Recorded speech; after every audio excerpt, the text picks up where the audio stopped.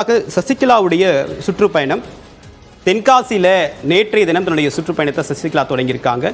இந்த சுற்றுப்பயணத்துடைய மிக முக்கியமான நோக்கம் என்னவாக இருக்குது அப்படின்னா 2026 தன்னுடைய தலைமையில் அதிமுக ஆட்சியை கைப்பற்றும் அப்படின்றத சூசகமாக அவங்க சொல்லியிருக்காங்க. ஸோ அதிமுகவை மீண்டும் ஆட்சி கட்டலில் அமர்த்துவதும் கட்சியை ஒன்றுபடுத்துவது தான் தன்னுடைய நோக்கம் அப்படின்னு சொல்லியிருக்காங்க.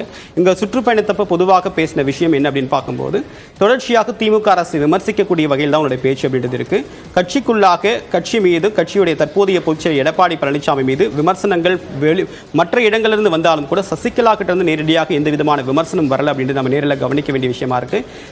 கடந்த சில செய்தியாளர் சந்திப்பின் போது சூசகமாக தான் தன்னுடைய அதிருப்தியை வெளிப்படுத்தியிருந்தாலும் கூட இன்ன வரைக்கும் இபிஎஸ் மீது நேரடியான விமர்சனத்தை அவங்க முன்வைக்கல அப்படின்னு நம்ம பார்க்க வேண்டியதாக இருக்குது. அதே நேரத்தில் எங்களை கட்சிக்குள் சேர்ப்பதற்கு இபிஎஸ் யார் அப்படின்ற ஒரு கேள்வியை ஓபிஎஸ் முன் எழுப்பியிருக்காரு. ஸோ மக்கள் மன்றத்தில் சசிகலா தன்னுடைய ஸ்டேட்டஸை நிரூபிக்க முயலக்கூடிய நிலையில் இவங்களுக்கு என்ன வாய்ப்பு இருக்குது? சட்ட ரீதியாக போராடி கட்சியை கைப்பற்ற போகிறாங்களா, அல்லது கட்சியில் இருக்கக்கூடிய முக்கிய பிரமுகர்களை தம் பக்கம் ஈர்க்க போகிறாங்களா?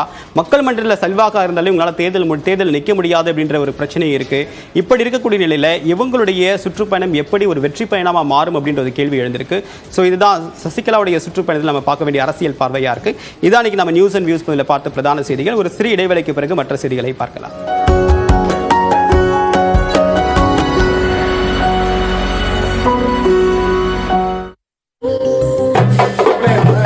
சிவகங்கை மாவட்டம் திருப்பத்தூர் அருகே இப்படி முகரம் பண்டிகையை கொண்டாடியவர்கள் முஸ்லிம்கள் மட்டுமல்ல, இந்துக்களும்.